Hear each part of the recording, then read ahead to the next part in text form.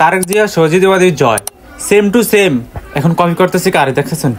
সজিদ ওয়াজির জয় এখন তারেক জিয়াকে কপি করতেছে। আসসালামু আলাইকুম, আমি জয় বলছি।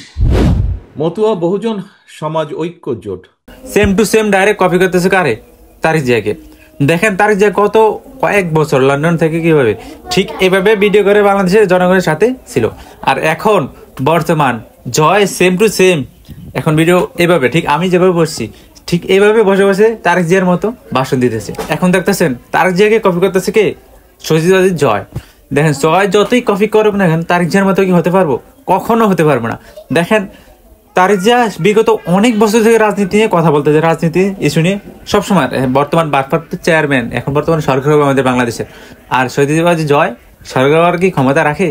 সাধারণত সজিদ ওয়াজির জয় বাংলা কথাই বলতে পারে না, কিভাবে সে আবার রাজনীতি নিয়ে কথা বলে? দেখেন এখন তারেক জিয়াকে যেভাবে কপি করতেছে সজিদ ওয়াজির জয়, কখনো কি এভাবে কপি করছে? আর কখনো দেখবেন এখন বর্তমান মানে আমি এটা দেখে আর কি অনেক হাসি পাইতেছি যে দেখ এখন তারেক জিয়ার কি এখন তারেক জিয়ার বেশনেছি কে? সজিদ ওয়াজির জয়। তারেক জিয়া এখন দেশে ফিরবে, সরকার গঠন করবে, আর সজিদ ওয়াজির জয় ওই এক আর চলে। এটা তো ঠিক নেই, এটা তো জানা নাই।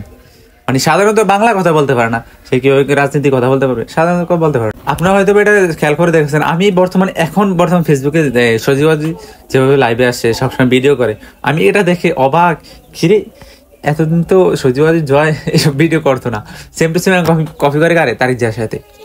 দেখেন যদি তারেক জিয়া আর সজিদ ওয়াজির সাথে কম্পেয়ার করেন, কখনো সজিদ ওয়াজির জয় তারেক জিয়ার সেম টু সেম যেতে পারবে না, কিন্তু এটা কখনো হবে না। তারেক জিয়া একজন রাজনীতিবিদ অনেক আগ থেকে, এখন বর্তমান ভারপ্রাপ্ত চেয়ারম্যান, বিএনপির সরকার গঠন করবে সে। এবার হয়তো বা না করতে পারে, পরবর্তী ঠিকই করবে। তো কথা হলো যে এই যে সজিদ ওয়াজির জয় যে সাধারণত তো বাংলা কথা বলতে পারে না, এ কি আরে যে এসব বাংলাদেশে জন্ম নিছস চিন্তা করি এটা।